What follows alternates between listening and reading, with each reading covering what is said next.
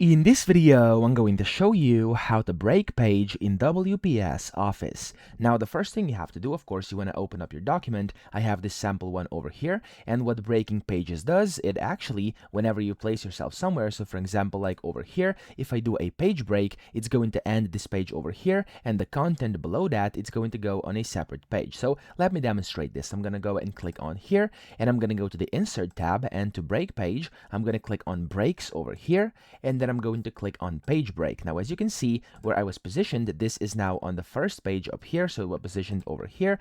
This was now on the first page, and the second thing, so the second part of the page now went on a separate page down here, and I've basically done a page break just like that. Now, to make sure everything is looking correctly, you could go to the Home tab up top, click on this button over here, and then click on Show/Hide Paragraph Marks, and there we go. It's going to say there's a page break over here, and of course it continues on this page over here, and you could do as many of these as you want. For example, if I click here and do another one like this, page break, there we go, I now have another one, etc. So that's it. I hope this video helped you out. If it did, please subscribe to the channel and help me out as well.